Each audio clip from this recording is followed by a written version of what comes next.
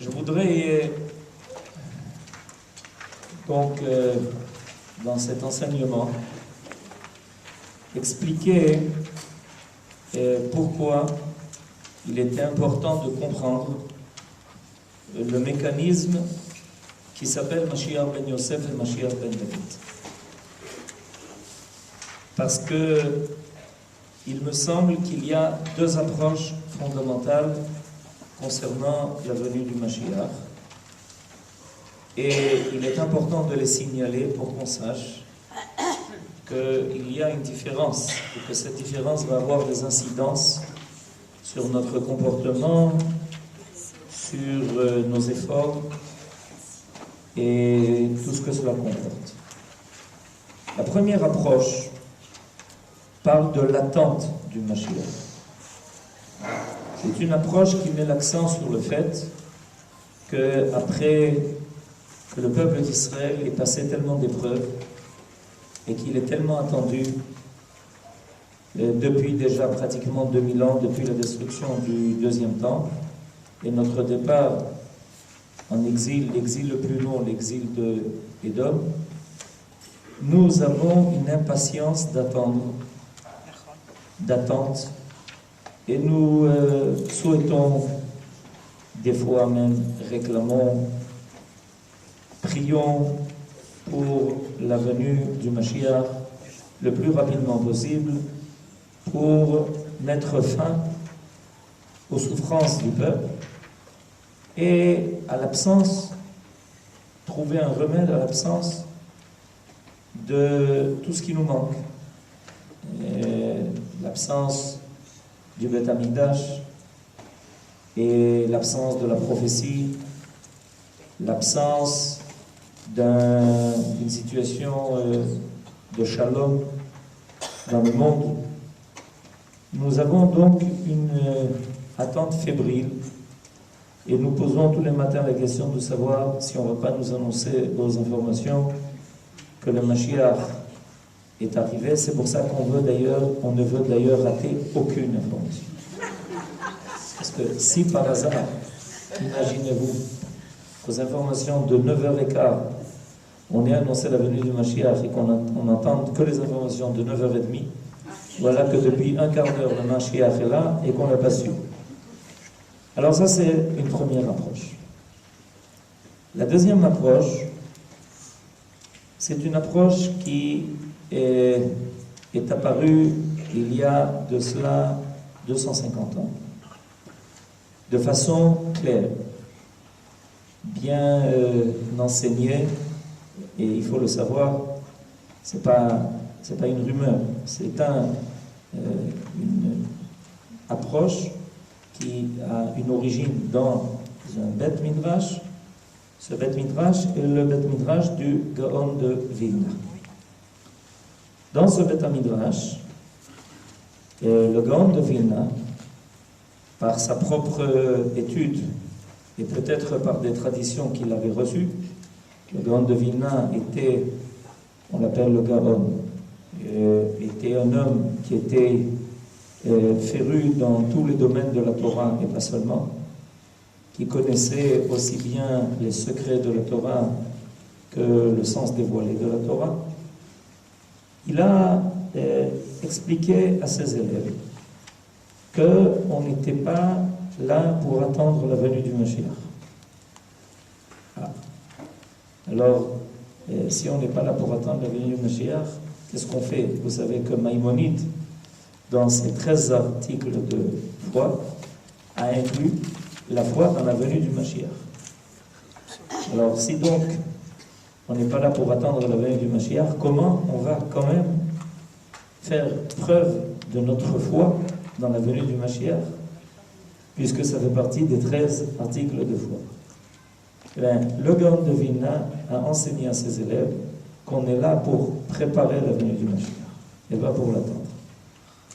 Ces deux approches sont des approches différentes qui vont amener à des conclusions différentes, qui vont amener à des enseignements qui sont différents et qui vont amener à des comportements individuels et collectifs qui sont différents, des fois presque opposés. Et il est important de savoir cela. Le Gaon de Vilna, d'ailleurs, ne s'est pas contenté de donner cet enseignement. Après avoir enseigné ça à ses élèves, il leur a demandé de partir. Et quand on parle d'une époque qui remonte si loin que cela, à cette époque-là, partir en Eretz Israël, c'était pas comme aujourd'hui prendre Elal avec 4 heures de voyage. On décide si on est en business class ou en first class. D'accord? C'est autre chose. Il fallait prendre des risques, il fallait faire des efforts énormes. Et d'ailleurs, les premiers élèves du Gaon de Vilna qui sont arrivés en Eretz Israël ont passé des moments extrêmement difficiles. Et ce qui a caractérisé leur venue, c'est qu'ils ne se sont jamais découragés. Ils ont subi des choses terribles. Entre autres, un des élèves du Gaon de Vilna, qui a écrit un livre célèbre qui s'appelle Peat HaShulchan, a été à Tzfat. Il y a eu un tremblement de terre qui a pratiquement détruit la ville, fait des milliers de morts. Et malgré cela, personne n'est venu dire on s'est trompé, on aurait peut-être pas dû faire cette démarche. Il n'y a jamais eu une remise en cause du bien fondé de la shlichut que le Gaon de Vilna avait donné à ses élèves. Pour quelle raison? Parce que le Gaon de Vilna avait préparé ses élèves au fait que le retour en Eretz Israël et donc la préparation de la venue du Mashiach serait très difficile. C'est-à-dire qu'en fait, ils n'ont pas été surpris. Quand ils ont commencé à passer toutes les épreuves, et il y a des livres qui ont été écrits là-dessus, sur tout ce qu'ils ont traversé et passé, et les élèves s'y attendaient, parce que leur maître, le Gaon de Vilna, les y avait préparés en leur expliquant que pour mettre fin à l'exil, il va falloir des efforts démesurés, parce qu'il fallait surmonter énormément d'obstacles. Et ce n'est pas un retour qui se ferait avec des roses, mais surtout avec des épines. À la fin, on a la rose aussi. Keshoshana ben Achochim. Dans le livre, dans le verset de Shir HaShirim, il est marqué que Israël est une rose entre des ronces, entre des épines. Keshoshana ben Achochim. C'est-à-dire les élèves du Gaon de Vilna sont arrivés ici, et puis tout de suite, les épreuves ont été... Il n'y avait rien à manger, il n'y avait pas... il fallait se passer tout ce qu'on a un peu entendu, tout ce qu'il fallait passer. Et ce sont les marécages, etc. Ce sont eux entre autres, qui ont créé la ville de Petar Tikva. Et tout ça, ils s'y attendaient. Ils savaient parce que leur maître leur avait transmis cela. Alors, il y a donc ici une approche qui est importante à connaître. C'est que le Mashiach ne peut apparaître dans ce que l'on attend, dans l'état ultime et final du Mashiach, c'est-à-dire tous les bienfaits que l'on attend avec la venue du Mashiach, ça ne peut se faire que si les générations qui précèdent la venue du Mashiach acceptent de se donner corps et âme au travail qui permet à la réalité d'intégrer l'aboutissement de la création. Il est important il y a ici un élément qui est très important à comprendre. La source que vous avez reçue maintenant, la feuille que vous avez reçue maintenant, c'est une source, ça vient du livre Kol Tov, qui est un des élèves de Rabbi Gaon de Vilna, Rabbi Hillel Mishiklov, et il détaille tout ce qu'on doit faire en vue d'eux. Alors on va y arriver, mais auparavant il est important de comprendre l'esprit général. Quand on va commencer à étudier ça, vous allez vous apercevoir que ce qui est réclamé des générations qui vont précéder la venue du Mashiach sont des choses extrêmement grandes et des choses qui demandent énormément d'efforts. Alors, là, évidemment, la différence fondamentale, c'est que si on va selon la première approche où on attend, alors dites-moi exactement à combien de centimètres? Loin? Alors comme ça va? Ça va. Ce qui est important de comprendre selon la première approche où on attend, on attend, on prie, on est dans un état passif, mais même des fois, on se réfugie dans un état de passivité, non pas au niveau individuel. Au niveau individuel, on va peut-être étudier, on va peut-être faire les mitzvot, mais on n'intervient pas dans la réalité, on n'intervient pas dans ce que nous rencontrons dans notre vie privée et collective. On n'intervient pas, on attend que ça passe, on attend que... Et tout le monde sait qu'il y a des épreuves qui sont prévues. La question est de savoir est-ce qu'on subit ces épreuves, est-ce qu'on passe à travers les épreuves, ou est-ce que, au contraire, on se dit que les épreuves sont là pour nous signaler que nous devons être des hommes, des personnes actives, pour être associés au travail qui a pour but quoi? Alors c'est ça qui est important de comprendre. Pourquoi est-ce que le Gaon de Vilna a expliqué à ses élèves cela? Parce qu'il leur a expliqué que le Mashiach, c'est l'aboutissement de l'histoire du monde. Le Mashiach ben David, c'est l'apparition du bien dans sa totalité.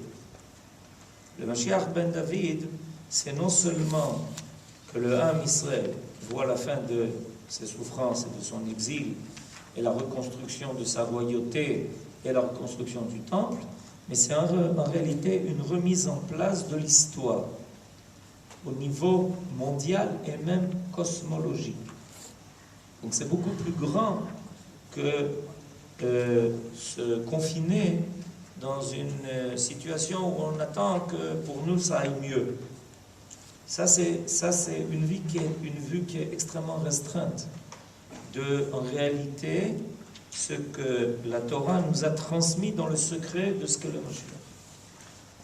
Et simplement, il est important de savoir qu'il y a un midrash qui dit que le nom du Mashiach précède la création du monde, c'est-à-dire qu'il en est en réalité son but, qu'il en est en réalité sa finalité. Donc c'est pas quand est-ce qu'on va voir la fin de tout ça, quand est-ce qu'on va voir la finalité de tout cela, pas la fin de tout cela, mais la finalité de tout cela.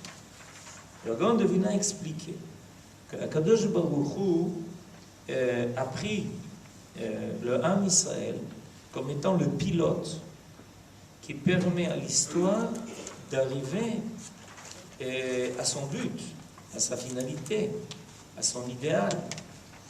Et que donc il y a un travail énorme, comme un agriculteur qui voudrait éventuellement voir les fruits de sa terre. Il a beaucoup de travail, il doit défricher, il doit labourer, il doit semer, il doit pendant des mois et des mois accompagner ça d'un travail qui est intense, très difficile, très aride et qui demande des efforts énormes. Le Gaon de Vilna a expliqué à ses élèves que c'est de cela qu'il s'agit. C'est-à-dire que on a énormément de choses à surmonter pour rendre le monde apte à capter la lumière immense qui va se dévoiler avec l'aboutissement de l'histoire du monde et de l'histoire des hommes. Le monde n'est pas prêt a priori à intégrer cette lumière. Il y a énormément d'écrans qui font que le monde n'est pas prêt à intégrer cette lumière. Il n'est pas prêt à intégrer cet idéal. Il y a énormément d'obstacles qui font que les nations, pendant pratiquement 6000 ans, ont développé dans le monde des civilisations, des cultures, des façons de penser, des méthodes de réfléchir, qui sont des écrans à l'apparition de l'idée divine de la création. L'idolâtrie nous a occupé ce monde pendant des milliers d'années. Donc, le Gaon de Vilna, en fait, a expliqué à ses élèves que ne vous attendez pas à ce que du soir au matin, tout de coup on se lève et qu'on trouve que ça se fait. C'est impossible. Il y a tellement de choses à mettre en place que ça demande de la part de ceux qui y croient, de ceux qui y adhèrent, un travail immense.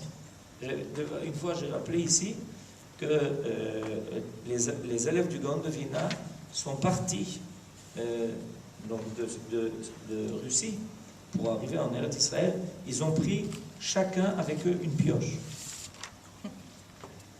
Ils n'avaient pas tellement d'affaires avec eux, mais chacun avait pris une pioche. Parce que le Gaon de Vilna leur a dit, vous arrivez en Eretz Israël et vous plantez des arbres. Alors tout le chemin, ils ont fait avec une pioche. Ils sont arrivés ici et ils ont trouvé des rochers. C'était pas facile du tout de creuser pour mettre des arbres. Et il fallait les trouver, des arbres en plus. C'est-à-dire qu'au départ, il leur a dit, préparez-vous à un travail qui va être un travail difficile.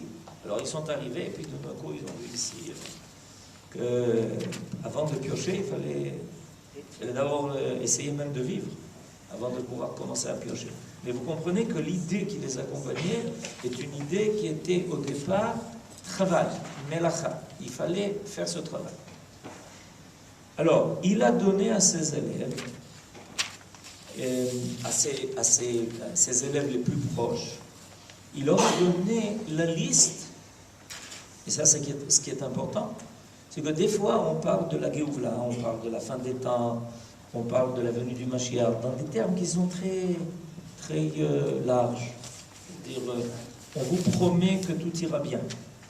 Mais il est rare de trouver des enseignements qui soient systématiques et qui indiquent exactement sur quoi doit porter le travail qui va permettre à la réalité de intégrer cette idée qui va tout révolutionner, qui va donner un autre aspect à l'humanité tout entière. C'est pas que seulement en Eretz Israël tout ira bien, c'est que tout va changer. Le monde va avoir un autre ordre. Les choses vont se dérouler à un autre niveau. Une autre moralité va s'imposer. Ce qui aujourd'hui paraît central dans la vie de l'homme va devenir quelque chose de tout à fait bénin. Et ce qui aujourd'hui ne paraît pas important va devenir la centralité de la vie. Être attaché à la volonté divine, par exemple, ou la présence de Dieu dans la réalité. Alors, le Gaon de Vilna, lui, a donné à ses élèves des enseignements extrêmement précis sur quoi devait porter leur travail. Et ça, ce quoi devait porter leur travail, et en quoi ils devaient encourager les autres à se joindre à ces efforts-là, et ça a été ce qu'ils ont fait. Ça, c'est ce que le Gaon de Vilna après a appelé le Mashiach ben Yosef. Ce travail-là de préparation, de défrichement de la réalité, ça, au niveau du Mashiach ben Yosef, c'est ce que le Gaon de Vilna a défini comme étant le travail qui devait être fait en son nom. Et ça, quand ce travail aura abouti, quand les démarches qui devaient être faites auront été faites, alors ça permettra à l'idéal d'apparaître, cet idéal qui s'appelle Mashiach ben David. Donc le Mashiach ben Yosef, c'est tous les efforts de la Géoula, tous les efforts de Géoula que nous faisons, en étant conscients ou pas toujours conscients, en étant associés ou des fois sans même avoir idée que nous y sommes associés. Tout cela, évidemment, quand on étudie, alors on comprend qu'il est important d'y être associé. Et ceux qui veulent travailler au nom de la foi, alors évidemment vont s'y associer, au contraire, ils vont rechercher cela.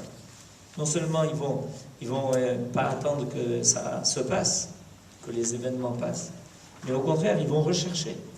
Ils vont essayer de trouver dans quelle partie du travail qui a été prévu, ils vont pouvoir être partie prenante.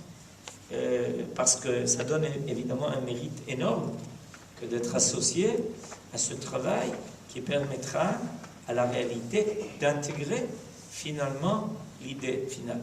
C'est un peu comme il nous a pas un peu, mais même beaucoup, comme ce qu'il nous a raconté dans la Bible, avant que le roi Salomon n'ait construit le Beth Amikdash, il y a eu énormément de choses qui se sont passées, et évidemment, on voulait être associés. Et quand est arrivé le moment de construire le Beth Amikdash, on a voulu être associés. Mais avant, faire partie de l'armée de David, c'était non pas une obligation, mais un mérite. On voulait mériter. C'était un honneur de ne pas faire partie. C'est-à-dire, si on ne te permettait pas de faire partie des guerres qui permettraient d'installer finalement la paix, on n'était pas très fiers de soi. Parce qu'on voulait faire partie de l'armée de David. Parce qu'on voulait faire partie de ceux qui, grâce à David, allaient préparer le terrain qui permettra à son fils de construire le Beth Amikdash. Tout le monde le savait d'ailleurs. On savait très bien. À un moment donné, on a même cru que c'est David lui-même qui allait construire le Beth Amikdash. Mais en tout cas, on voulait faire partie de cela. On voulait surtout pas être de côté. On voulait être. C'est pour ça que d'ailleurs, dans la Bible, on nous donne la liste des guerriers de David qui l'accompagnaient dans toutes ces guerres. Leur nom est marqué. On sait comment ils s'appelaient. Qui avait tel rôle, etc. Parce que c'est un mérite. On savait que grâce à cela, on serait marqué dans la Bible. C'est-à-dire, l'idée fondamentale de celui qui veut être associé à l'activité divine, c'est évidemment de ne pas essayer de se sauver de cela, mais au contraire de chercher comment faire partie de cela.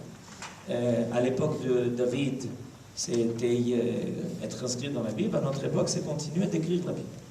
Donc, il faut savoir qu'à la fin des temps, il y aura un livre où tous ceux qui ont été associés à cette activité-là seront marqués dans ce livre-là. Donc, il est clair que quand on sait, si on sait à l'avance qu'on va être est marqué ou ne pas être marqué dans le livre de l'histoire de Dieu, alors on ne cherche pas de se mettre de côté, mais au contraire, on veut être actif. Alors, le Gaon de Vilna, donc, avant leur départ en Eretz Israël, a pris ses élèves les plus proches, ceux qui étaient au niveau le plus élevé, et il leur a donné le plan de travail. Il leur a dit en quoi ça allait consister, et pour de nombreuses années. De nombreuses années, un travail qui n'a pas été donné à court terme, mais un travail à long terme.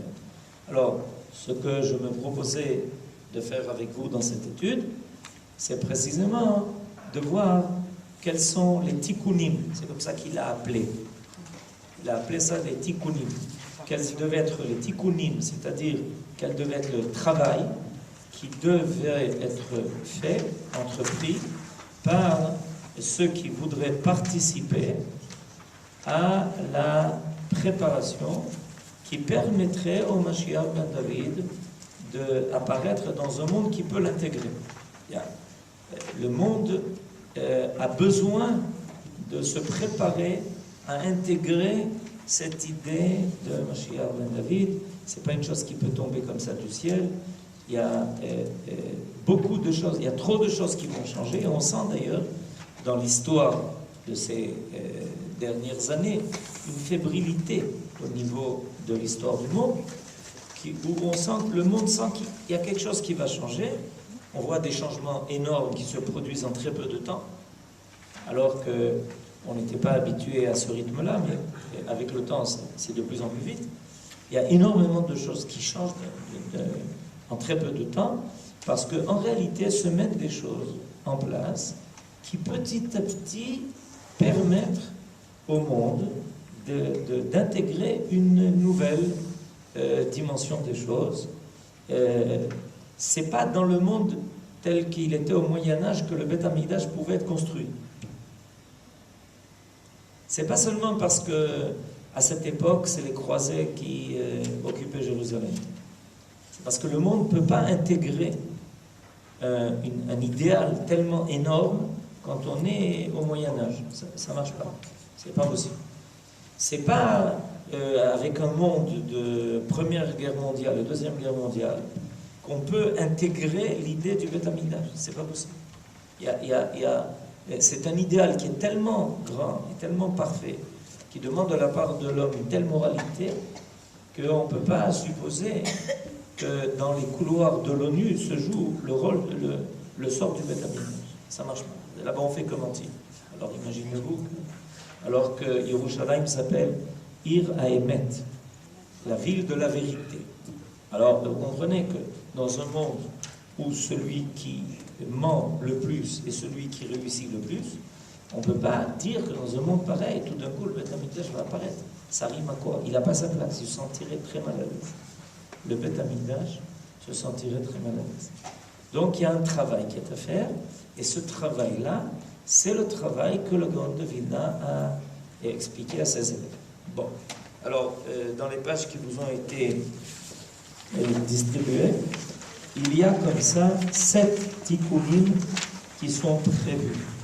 C'est-à-dire 7 dimensions du travail qui est à faire.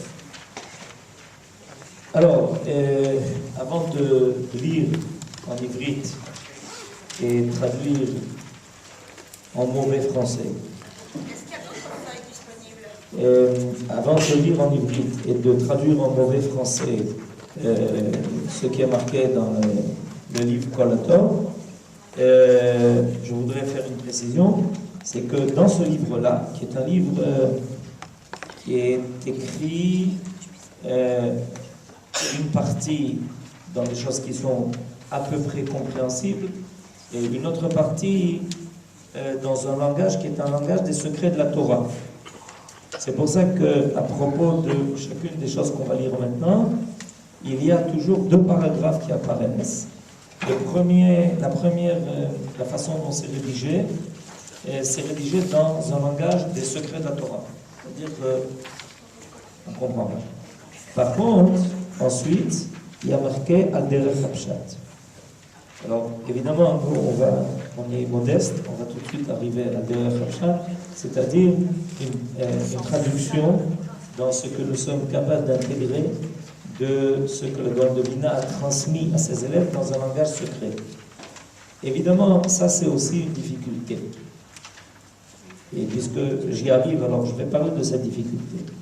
Il faut savoir que quand les secrets de la Géoula ont été transmis par les maîtres à leurs élèves, ils ont été transmis dans un premier temps dans un langage qui est incompréhensible pour ceux qui ne sont pas les élèves du maître. Et pourquoi c'est comme ça? Parce que c'est comme ça, c'est-à-dire c'est comme ça que ça a été transmis. C'est-à-dire que cette Torah, qui parle des secrets de la Géoula et du Mashiach, c'est une Torah qui traite de choses extrêmement profondes, qui traite de choses extrêmement... qui traite de l'âme du monde. Donc c'est pas un langage commun. Ça ne peut pas être comme ce qui est marqué dans le journal. Alors dites-nous quoi faire, monsieur. C'est pas comme ça que ça se passe. C'est-à-dire que les élèves devaient d'abord intégrer cette Torah, la comprendre, et comme toute chose, ensuite trouver les moyens de la réaliser dans des faits qui correspondent à l'enseignement que le maître leur avait donné. Et je ferai une remarque entre parenthèses pour vous aider à comprendre cela. Rabbi Chaim Ben Attar, le Orach Chaim Akadosh, dans son commentaire sur la Torah, dit que comment on peut penser un seul instant que Moshe Rabbeinu ait reçu l'ordre de parler au rocher et qu'au lieu de lui parler, il frappe le rocher. Donc, la question est connue, le problème est énorme, et Rabbi Chaim Ben Attar donne une réponse qui me semble la réponse la plus qui arrive direct au but. Il explique la chose suivante. En réalité, nous pensons que quand Kadosh Baruch Hu s'adresse à un prophète, le prophète entend de Kadosh Baruch Hu le mode d'emploi. C'est comme quand on achète un appareil, on reçoit le mode d'emploi. D'abord, on ne comprend pas toujours le mode d'emploi. Des fois, il faut un spécialiste pour le mode d'emploi. Mais Rabbi Chaim Ben Attar dit que c'est beaucoup plus que cela. Quand un prophète reçoit une prophétie, il est obligé d'être un grand sage pour comprendre l'intention de la prophétie et comment la réaliser. C'est-à-dire qu'il y a encore un travail énorme à faire une fois que la prophétie est arrivée au prophète. C'est pas quelque chose d'immédiat, c'est pas Akadosh Baruch Hu dit à l'homme fais comme ci, fais comme ça, fais comme ci, fais comme ça. Et il explique, par exemple, à propos de Moshe Rabbeinu, quelque chose de très simple. Comment se fait-il qu'Akadosh Baruch Hu attend de Moshe Rabbeinu de parler au rocher et qu'il lui dit de prendre le bâton? C'est quelque chose qui, a priori, si tu veux qu'il parle, il n'a pas besoin du bâton. Et si tu lui demandes de prendre le bâton qu'il avait l'habitude de tenir en main, ce bâton lui avait déjà servi une première fois à frapper le rocher. Et là, aucun reproche ne lui avait été adressé. Au contraire, c'est ce qu'il devait faire. C'est comme ça qu'il a sorti l'eau au rocher du Sinaï. Donc, il y avait un travail qui est à faire. Et c'est à ce niveau-là que se pose le véritable problème. C'est-à-dire, dans la capacité de l'homme, qui reçoit la prophétie à un niveau extrêmement élevé, la parole de Dieu à l'homme est une parole qui demande de la part de l'homme encore un travail énorme pour comprendre et comment traduire ça dans le fait. Et depuis que la Torah a été donnée, nos sages s'appliquent à nous expliquer comment réaliser les mitzvot qui ont été donnés au Sinaï. Et quand le Shulchan Aruch est apparu il y a seulement 500 ans, alors que la Torah a été donnée il y a 3300 ans, tout le monde a dit victoire. Maintenant, on sait comment appliquer toutes les mitzvot. Entre-temps, des milliers et des milliers de livres ont été écrits pour expliquer le Shulchan Aruch. Vous vous rendez compte un peu? Pour expliquer le Shulchan Aruch. C'est-à-dire pour continuer à essayer de nous expliquer comment traduire dans les faits.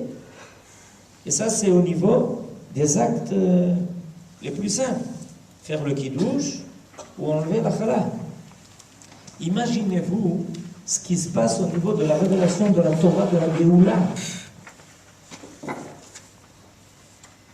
C'est pas quelque chose d'évident, c'est pas quelque chose de simple. Quand les maîtres ont transmis à leurs élèves ces secrets-là, ils ont transmis en secret les secrets dans un langage secret. Et tout cela doit finalement être réalisé par ces générations qui vont préparer donc l'apparition de l'idéal suprême, la réalisation de l'histoire du monde. Donc c'est pas quelque chose de facile. Il faut s'habituer à cette idée. C'est pas du tout quelque chose de facile. Et nous sommes ces générations qui sommes en train de vivre le Shulchan Aruch de la Géoula, avec des sages qui nous expliquent le Shulchan Aruch de la Géoula, et d'autres qui viennent expliquer le Shulchan Aruch du Shulchan Aruch, et petit à petit, la réalité nous conduit à la compréhension de ce que nous devons faire. C'est-à-dire que quand le Gaon de Vilna a donné ça à ses élèves, à part un cercle de 5 ou 6 élèves autour de lui, peut-être, personne ne pouvait même comprendre à cette époque-là de quoi il s'agissait. Aujourd'hui, on comprend plus D'abord parce qu'il y a entre-temps des maîtres qui petit à petit ont expliqué ce Shulchan Aruch-là, et surtout parce que nous avons déjà vécu des événements qui nous donnent une autre compréhension des choses. Vous comprenez? Imaginez-vous que le Gaon de Vilna ait dit il y a plus de 200 ans à ses élèves, sachez que votre but c'est d'arriver à la création d'un État d'Israël. Ils l'ont regardé, ils ont dit quoi? Oui, la création d'un État. De quoi tu parles? C'est quoi un État? Ça veut dire quoi? De quoi tu parles? Quel État? Tous les Juifs sont dispersés dans le monde. Les yeshivot en Europe n'arrêtent pas de prospérer. À Lublin, il y avait une yeshiva de 1000 élèves. Et tu nous parles de créer un État. Où ça? Là-bas, au Moyen-Orient, en Palestine. Je ne comprends pas de quoi tu parles. Vous comprenez? C'est-à-dire qu'il y a énormément de choses qui, entre-temps, ont dû progresser pour précisément être intégrées et nous permettre de comprendre quel est notre rôle aujourd'hui dans ce que nous faisons. Alors, la première chose que le premier tikkun, et je passe tout de suite à Derech Hapshat, vous l'avez sur la page de droite en bas. Tikkun Rishon. La page de droite, vous avez petit 2 marqué en bas. Al Derech Hapshat, Ishtavut, Aino she'al kol echad להשתוות עם הכלל, לא להתנשא, לא להתגדל על אחרים, לא בגשם ולא ברוח. וזו כוונת הגמרא במסכת סנהדרין, אין בן דוד בא עד שיהיו כל המידות שוות, עד שיהיו כל השערים שקולים. Alors, le Gaon de Vilna enseigne ici, dans cet enseignement qui nous a été transmis par son élève, dans le livre Kol HaTorah, que le premier travail, c'est d'arriver à un sentiment d'égalité. Ça paraît surprenant, et la première chose dont il est question, c'est Ishtavut, un sentiment d'égalité. On va essayer d'expliquer pourquoi il a transmis cette pensée que la Géoula réclamait qu'on travaille sur le sentiment d'égalité. La réponse est simple.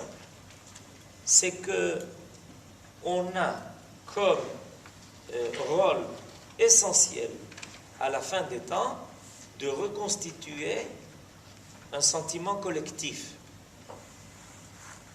Pendant 2000 ans, le sentiment collectif s'est réduit à l'idée d'une communauté, au maximum. Alors que la préparation à la venue du Mashiach ben David réclame qu'il soit à la tête d'un peuple, non pas d'une bande de personnes, d'un groupe, un groupuscule, mais à la tête d'un peuple. Or, ce qui donne toujours dans une société le sentiment d'appartenir à une seule et même société, c'est ce qu'il appelle ici Ishtavut, c'est-à-dire le sentiment qu'on est tous Shavim. Et ça, c'est ce qui va aider à créer une solidarité qui permettra aux Juifs éparpillés dans le monde entier, comme a dit Aman, Yeshno Am Echad Mefuzar ou Mefurat, mais ce n'est pas seulement dans un sens géographique que les Juifs sont dispersés dans le monde. Ils se sentent dispersés dans le sentiment qu'en réalité, il y a des riches, il y a des gens qui peu leur importe de leurs frères, etc., etc. Donc, le Gaon de Vilna a dit, au niveau du tikkun des mitot, au niveau des qualités morales qui doivent apparaître, et ça, c'est un grand chidouche. Ce qui est marqué ici, c'est un grand chidouche. Parce que le Gaon de Vilna fait dépendre la préparation à la venue du Mashiach ben David par un travail au niveau des midot. Alors que, en général, quand on parle de la Géoula, on pense à des choses très générales. Et on s'imagine, on n'aurait peut-être pas pensé que chacun doit travailler au niveau de ses midot. Or, voilà qu'il a dit à ses élèves, et les élèves du Gaon de Vilna, d'ailleurs, vivaient de façon très simple, Betsura me'ot pshuta, se contentaient de très peu, ils vivaient dans une sobriété énorme, et qu'il fallait faire attention à ce qu'il n'y ait pas un sentiment d'inégalité. Et évidemment, quand on est revenu de l'exil, ça c'est quelque chose qui n'est pas évident. Pour plusieurs raisons, c'est pas évident. Pour première raison, on n'est pas revenus tous avec les mêmes bagages. Il y en a qui sont revenus avec beaucoup, il y en a qui sont revenus avec peu. Quand je dis bagages, ce n'est pas seulement des bagages matériels, mais à tous les niveaux. Et il y a ici cette difficulté énorme que les gens doivent d'abord chercher. En quoi celui qui est à côté de moi, c'est mon frère. On appartient au même peuple. Ça ne fait pas partie de l'évidence. C'est un travail qui a été posé comme condition à le sentiment de solidarité qui va pouvoir permettre de développer l'idée qu'on est un seul et même peuple. Et ce travail-là devait se faire avec beaucoup de labeur. Et il faut enseigner cela. Il faut parler de cela. Il faut, ensuite un État va se créer, il faut trouver aussi dans le cadre de l'État les moyens de donner, malgré les différences et les classes sociales, etc., tout ce que vous connaissez, le sentiment qu'il y a un niveau égalitaire minimum qui permet à chacun de se sentir appartenir à une même, seule et même collectivité. Je passe à l'autre. Haino al kol echad להתעלות ולהתרומם. להתרומם מדרגת הבהמות והחומריות השפלה. הבהמות והחומריות השפלה. לעלות ולהתרומם ברוח, במידות, ברגש וחינוך. כי האדם העומד במקום אחד, היינו שאינו שואף לעלייה רוחנית, ואינו מתרומם בהשגות עילאיות, דומה הוא לבהמה, ועלול לכל מעשים רעים, כחיית השדה, חס ושלום. Le deuxième principe que le Gaon de Vilna enseigne à ses élèves en vue du travail qui doit être effectué pour permettre l'apparition du Mashiach ben David, c'est qu'il faut donner un dynamisme, il faut insuffler un dynamisme de vouloir s'élever, ne pas rester sur place. Le Maharal de Prague a une remarque extraordinaire au niveau de la différence entre l'homme et l'animal. En hébreu, un animal se dit Behema. Behema. Or, dit le Maharal de Prague, le mot Behema, c'est en réalité la contraction de deux mots. Ba, ma. Ba, ma. Bet, he, ba, ma. Même he. Si on contracte les deux mots, ça donne Behema. Ça veut dire quoi? Ça veut dire que l'animal a en lui déjà tout ce qu'il doit être. Et il n'a pas à être plus que ce qu'il est déjà. Ba-ma. On trouve en elle, c'est pour ça que le développement d'un animal est très rapide. Okay? On n'a pas besoin pour un animal de 12 ans d'études minimum. Et ensuite, université, pour devenir un chat qui chasse les rats. Une mère chatte, en très peu de temps, apprend au chaton qu'il faut qu'il se débrouille. D'accord? C'est-à-dire, c'est pour ça que la vie de l'animal aussi est beaucoup plus courte. Elle est beaucoup plus courte parce que très rapidement, il réalise ce qu'il a en lui. Alors une fois qu'il a rempli son rôle, il a rempli son rôle, shalom, leitraot, au prochain. Alors que l'homme, qui a une âme, sa gematria, Adam, c'est ma. C'est-à-dire qu'il est sans arrêt à la recherche du dévoilement de son essence.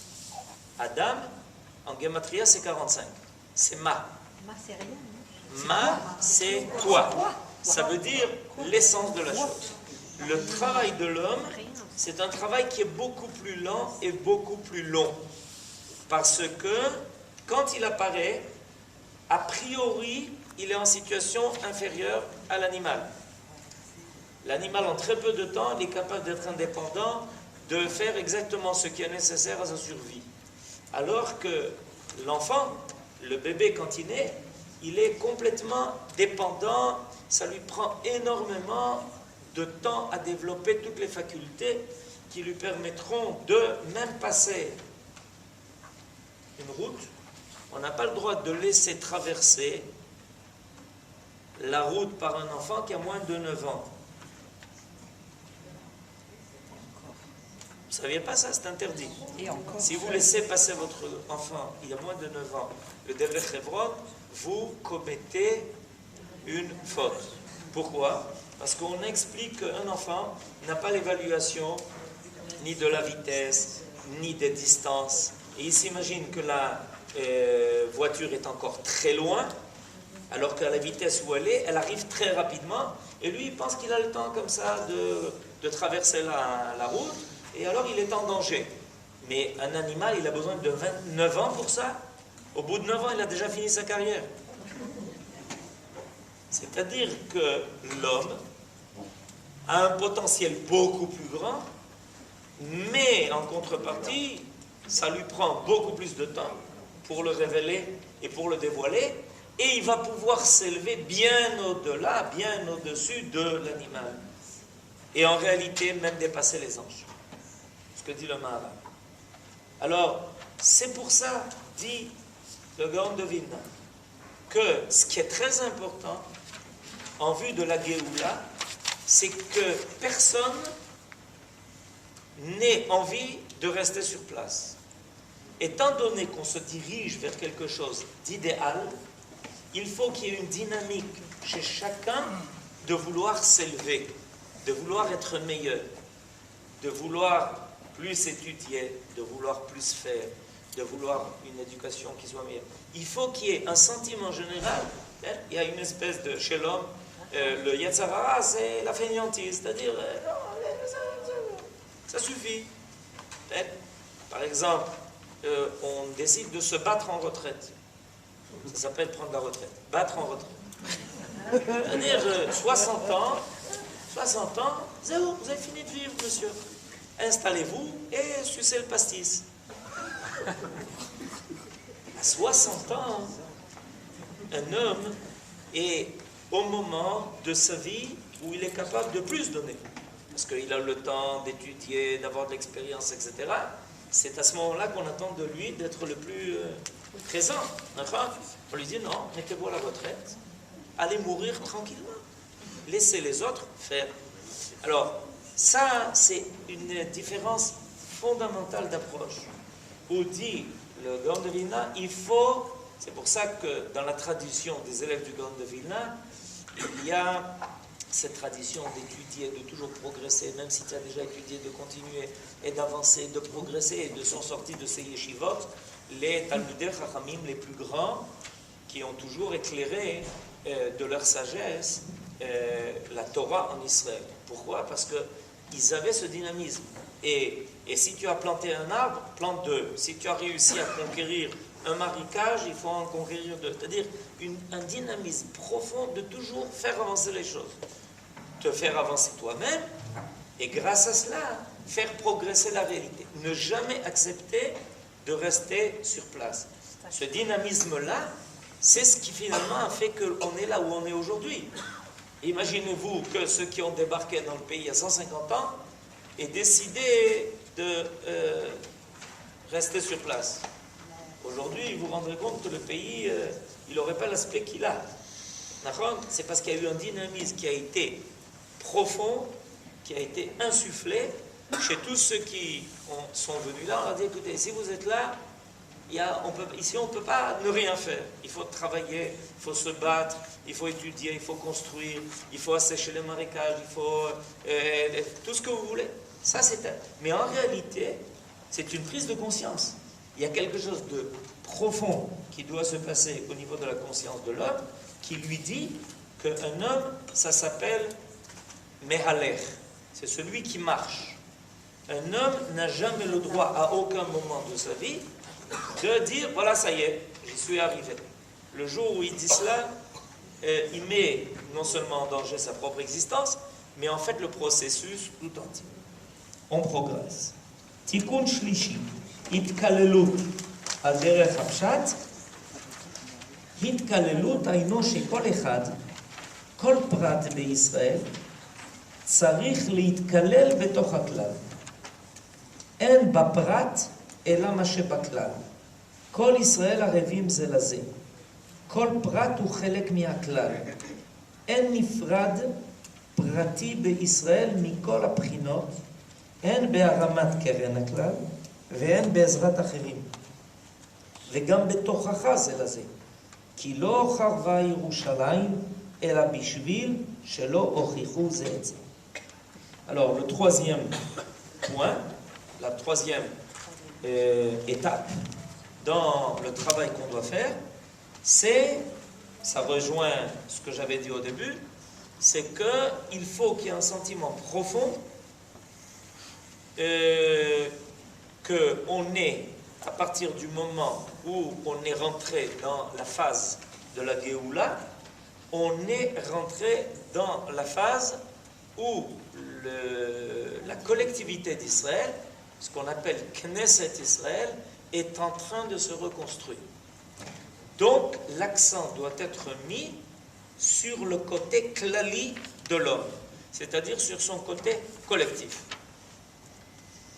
Pendant 2000 ans, en exil, chacun de nous était réfugié, se réfugiait dans ce qu'on appelle Arba Amot Shel Halacha. C'est-à-dire chacun pour soi, et il y en a qui rajoutaient Dieu pour tous. Mais la Géoula réclame que ce qui soit le centre de notre vie soit le clan. Pour une raison très simple, on n'a pas le droit de parler d'un roi sans peuple. Ça, c'est une expression de Rabbeinu Bechaye. Cette expression de Rabbeinu Bechaye, elle est très importante. En melech belo am. Quand on parle du Melech HaMashiach et qu'on n'a pas en tête l'idée que ça veut dire faire ressurgir l'idée de la collectivité du peuple dans sa totalité, on dit quelque chose qui ne veut rien dire. Parce qu'on ne peut pas imaginer un roi qui s'installe quelque part sur une colline et qui crie « Eh, je suis le roi !» On lui pose tout de suite comme question « Mais le roi de qui ?» C'est-à-dire qu'il est évident que dans le processus qui doit amener, qui doit aboutir à l'apparition de Mashiach ben David, c'est-à-dire le roi par excellence, Hamelech HaMashiach, c'est comme ça qu'il s'appelle, le roi, le Mashiach. C'est-à-dire c'est une définition. Hamelech HaMashiach, le roi, le Mashiach. Ça veut dire qu'on a réussi à remettre en place complètement, totalement l'idée de la collectivité d'Israël, qui a été disloquée, qui a été morcelée, qui s'est éclatée avec les différents exils. Et tout ça doit être remis en place. Et ça, c'est un travail qui doit être fait consciemment par ceux qui sont capables de comprendre que si tu veux l'aboutissement, c'est-à-dire l'apparition d'un roi, il faut que tu œuvres complètement, totalement, de toute ta volonté, de toute ton âme, à toujours œuvrer avec l'idée de te dire qu'est-ce que je peux amener de mon être à la reconstitution d'une collectivité. Comme un peu quelqu'un qui se pose tous les matins la question, est-ce que, par hasard, maintenant au Beth Knesset, il y a seulement 9 personnes, et sans moi, il n'y a pas minyan? C'est avec cette idée, et pour ça que nos sages donnent un mérite immense à tous ceux qui sont les 10 premiers qui arrivent au Beth Knesset. Parce que les 10 premiers qui arrivent au Beth Knesset mettent en place la Shrina. Maintenant, celui qui arrive, il trouve la Shrina déjà toute prête. C'est-à-dire qu'il la trouve présente. C'est déjà autre chose.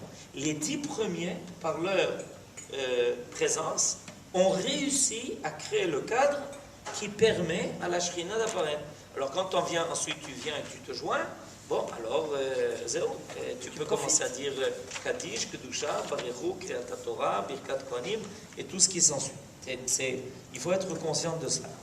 Alors, dit le Gaon de Vilna à ses élèves, quand vous commencez, vous entreprenez ce travail de la Géoula, ayez ça en tête. C'est que chacun sache qu'il a la responsabilité de l'apparition d'un peuple. Non pas de sa réussite à lui, non pas de comment moi je vais avoir mon droit de Géoula. C'est pas du tout à ce niveau que ça se passe. Si vous ne vous aidez pas les uns les autres, si vous n'êtes pas capable de recréer ce climat-là, cette collectivité, ça revient évidemment à la première chose qui a été soulignée, ce sentiment qu'on est égal dans notre appartenance à un peuple, etc. C'est énormément de travail, ça. C'est aussi un enseignement qui doit être donné. Cet enseignement qui parle de la différence de niveau qui existe entre quelqu'un qui est tzaddik au niveau individuel et quelqu'un qui arrive à rendre un peuple tzaddik, pas lui tzaddik, mais le peuple devient un peuple, pas de tzaddikim. Il y a une grande différence entre un peuple de tzaddikim et un peuple qui est tzaddik. C'est pas du tout la même chose. Pas du tout la même chose. Ça peut être un peuple où il y a beaucoup de tzaddikim, mais le peuple n'est pas en soi, lui-même, il n'apparaît pas dans sa totalité comme le peuple qui réalise l'espérance divine. Quatrième point. Tikkun Revi'i, Hita'arut. Al derech hapshat, vous avez compris maintenant le système, on passe au derech hapshat. Hita'arut o itkatshut. Hita'arut minetiyot ta'avot tiviyot hamashchitot et הגוף והנפש. התערות מהרהורי טומאה וכדומה, לשאוף לרוח טהרה המביאה לרוח הקודש. Alors, le quatrième point, sur les 7, parle de la nécessité en vue de l'aboutissement de la Géoula, de la nécessité de faire un travail personnel et collectif, de rendre l'air pur, mais le corps aussi, et l'âme aussi. Pourquoi est-ce qu'on a besoin de cet avertissement? A priori, il est vrai toujours. Il y a toujours l'idée en Israël qu'il faut être théorie méthodologique. Pourquoi c'est un point qui doit être souligné en vue de l'aboutissement de la Géoula? Parce que l'aboutissement de la Géoula va nous faire rencontrer autre chose que nous avons connu jusqu'à présent, et ce à 2 niveaux. Et c'est important de le souligner. Premièrement, au niveau des forces qui se réveillent. Pendant 2000 ans, au moins, il y avait des forces qui étaient complètement endormies. Pourquoi elles étaient endormies? D'abord, c'est parce qu'elles n'étaient pas nécessaires. Et deuxièmement, parce que l'exil est comparé à une nuit. La nuit, on dort. Donc pendant 2000 ans, on a dormi. C'est-à-dire une bonne partie de nos forces vives étaient complètement anesthésiées. Avec l'apparition de la Géoula, du processus de la délivrance, ces forces se réveillent. Des forces qui sont individuelles et collectives, créatives, extrêmement fortes, extrêmement puissantes. Et on le voit, on le constate. Ce n'est pas du tout le même niveau que ce qu'on a pu constater pendant des années et des années. À 20 ans, ici en Israël, on est officier dans l'armée qui prend des responsabilités sur des dizaines, si pas des centaines de personnes, à 20 ans. À 20 ans, en tout cas, moi j'essaye de me rappeler ce qui s'est passé il y a de cela quelques années quand quelqu'un avait 20 ans en exil. On lui disait, mon petit, tu n'es rien. Dans le meilleur des cas, on lui disait qu'il n'était rien. Des fois, c'était pire. Tu n'as rien fait. Aujourd'hui, à 20 ans, on lui donne des responsabilités qui, des fois, mettent en cause toute la collectivité. S'il réussit ou ne va pas réussir, ça peut tout changer dans le pays. Ok? Donc vous comprenez qu'on est à un autre niveau, il y a d'autres forces. C'est pas la même chose. Donc ces forces se réveillent et elles ont besoin d'être contrôlées. Elles ont besoin d'être épurées. La deuxième raison, c'est qu'à partir du moment où on réapparaît dans le monde en tant que peuple, on rencontre l'extérieur. Tant qu'on n'était pas peuple, alors on pouvait décider de vivre entre nous dans ou le ghetto ou le melach. C'est la même chose. C'est vrai? En arabe, ça s'appelle le melach. En truc, ça s'appelle le ghetto. Maintenant, si on réapparaît en tant que peuple dans le monde, un peuple, c'est un peuple qui a des relations avec tout le monde. C'est un peuple qui envoie des gens dans le monde entier. On peut arriver à aller là où on veut. Et on ramène dans ses valises ce qu'on veut. Et les moyens de communication, etc., tout est ouvert vers tout. Ça nous fait rencontrer des choses qui sont des fois positives et des fois très négatives. Donc il y a ici un danger qui n'existait pas avant. Avant, on pouvait fermer. Il y a même qui ont essayé de le faire ici, mais ça ne marche pas. Ici, on ne peut pas fermer. Même ceux qui disent et affirment qu'ils ont réussi à enfermer leur société, leur public dans des murs étroits, aujourd'hui, c'est connu, personne n'est fermé. Tout le monde est ouvert à tout. Et ça demande un travail énorme. D'être capable de résister à tout ce qui est négatif pour pouvoir s'élever vers quelque chose qui est extrêmement idéal. Cinquième point, Itratchut. Alors on tourne la page. C'est en haut de la page, Al-Derech Hapshat. Itratchut. Hayno. Achare hadargot anal, צריך כל אחד לחדש חידושים בתורה ומעשים טובים. כי לכל אחד מישראל בעולם הזה יש שליחות מיוחדת. לגלות חידושים בתורה ולחדש וליצור פעולה טובה בעד הכלל. בסוד, מעשה וחשבון. Alors le Gaon de Vilna, ça continue ce qu'on vient de dire, a enseigné à ses élèves qu'à la fin des temps, on ne se contente pas de continuer ce qui existait jusqu'à présent, mais que à la fin des temps, il doit y avoir chidouche, c'est-à-dire que doivent apparaître des choses qui sont nouvelles. C'est vrai que pendant tous les âges, nos sages, les chachamim, ont fait des chidouchim. Mais là, il doit y avoir des chidouchim, d'abord, qui permettent de comprendre le processus, donc une Torah nouvelle qui accompagne le processus de la Géoula. Et évidemment, ce qu'on est en train d'étudier, ça fait partie de cela. On nous révèle des choses qu'on ne connaissait pas. Et deuxièmement, il doit y avoir un chidouche au niveau des actes. Là, vous avez lu Chidushim beTorah ou Masim Tovim. C'est-à-dire qu'il faut faire des chidushim au niveau du comportement. Même si jusqu'à présent, on n'a pas connu, on n'a pas eu besoin peut-être de nouveaux actes dans certains domaines. Aujourd'hui, il y a des chidushim.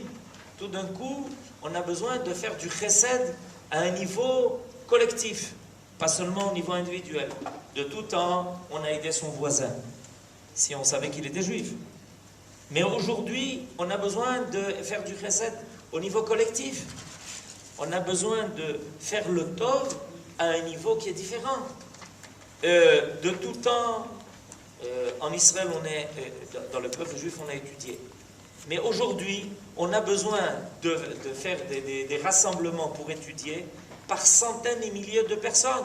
On a besoin de prendre le binyané Ouma pour donner des shiurim de Torah. Ça n'a jamais vu des choses pareilles. Où on réunit des milliers de gens. Je peux vous dire que ces dernières semaines, j'ai parcouru le pays du sud au nord, du nord au sud, de l'est à l'ouest, et c'est phénoménal de voir ça.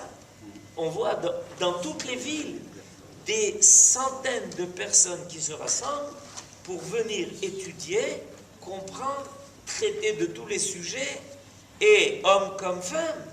Il y a aucune... C'est-à-dire, il y a des centaines de personnes, d'élèves dans les yeshivot, il y a des centaines et des milliers de femmes qui se réunissent pour étudier. Même à Emouna. Tikkun Shishi. Tikkun Shishi. Al derech hapshat.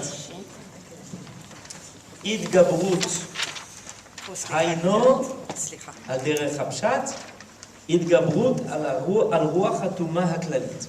Alors, j'abrège un peu en raison du temps. Le 6e point, c'est qu'on a besoin d'être giborim. À la fin des temps, en vue de préparer l'apparition de Mashiach ben David, on ne peut plus se contenter d'être médiocre. On ne peut pas se contenter d'être peureux, par exemple.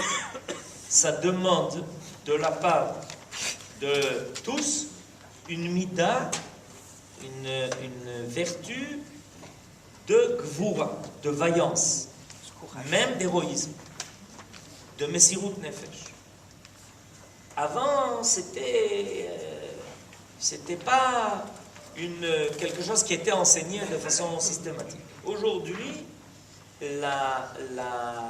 l'apparition de quelque chose d'énorme, de grandiose, d'idéal, qui va tout révolutionner, réclame de chacun d'être engagé, réclame de chacun de faire partie de quelque chose qui demande beaucoup de gvoura. Et bon, les actes de gvoura dans le peuple, on n'a pas besoin de les décrire, vous savez combien ils existent, combien ils sont présents, et à chaque instant, chez ceux qu'on connaît, chez ceux qu'on ne connaît pas. Mais toujours est-il que tout le monde doit être associé à l'idée générale de la gvoura, à l'idée, au principe que chacun doit amener sa part dans la capacité d'être giborim pour permettre, giborim, c'est ce qui permet de l'itgaber, c'est-à-dire de surmonter des obstacles. Pour que la réalité dans laquelle nous vivons soit capable d'intégrer quelque chose de beaucoup plus grand que ce que nous connaissons, il faut surmonter des obstacles. Surmonter, ça s'appelle l'itgaber, et l'itgaber vient du mot gibor. Dernier point, Itiachadut. Alors, Itiachadut, al derech hapshat, et par là on termine.